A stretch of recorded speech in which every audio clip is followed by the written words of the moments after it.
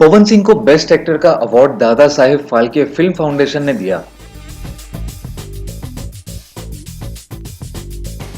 करोड़ों दिलों की धड़कन पावर स्टार पवन सिंह को Dada Saheb Phalke film foundation award समारोह में सर्वश्रेष्ठ अभिनेता का अवार्ड देकर सम्मानित किया गया है। ये अवार्ड उन्हें भोजपुरी फिल्मों में उत्कृष्ट अभिनय एवं भोजपुरी सिनेमा में दिए गए विशेष योगदान के लिए दिया गया है। मुंबई के अंधेरी वेस्ट स्थित सेलिब्रेशन क्लब लोखंडवाला में दादा साहेब फाल्के फिल्म फाउंडेशन के चेयरमैन अशफाक खापकर द्वारा आयोजित भव्य अवार्ड समारोह में हिंदी, भोजपुरी, मराठी, गुजरात, राजस्थानी और टीवी चैनल के नामी गिरामी हस्तियां मौजूद रहीं। इस समारोह में दादा साहेब फाल्के के परिवार से उनके पौत्र और पौत्रवधू भी मौजूद थे। यह आयोजन हर साल मुंबई में किया जाता है, जिसमें भारतीय सिनेमा में विशेष योगदान देने के लिए बहुत से कलाकारों को अवार्ड देकर सम्मानित किया जाता है। पवन सिंह ने कहा कि ये अवार्ड मिलना बहुत ही खुशी की बात है। मैं सभी को तहे दिल से धन्यवाद देता हूँ। ये अवार्ड मैं अपने चाहने वालों, श्रोताओं और दर्शकों के नाम करता हूँ। गौरतलब है कि पवन सिंह की पिछले साल 2016 में रिलीज हुई सुपर डुपर हिट फिल्म भोजपुरिया राजा और गदर ने बॉक्स ऑफिस पर नया रिकॉर्ड कायम किया था और इस साल रिलीज हुई भोजपुरिया फिल्म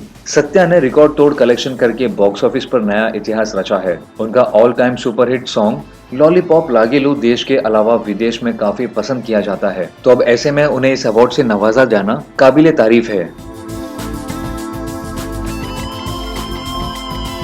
आपको क्या लगता है, शेयर कीजिए कमेंट बॉक्स में।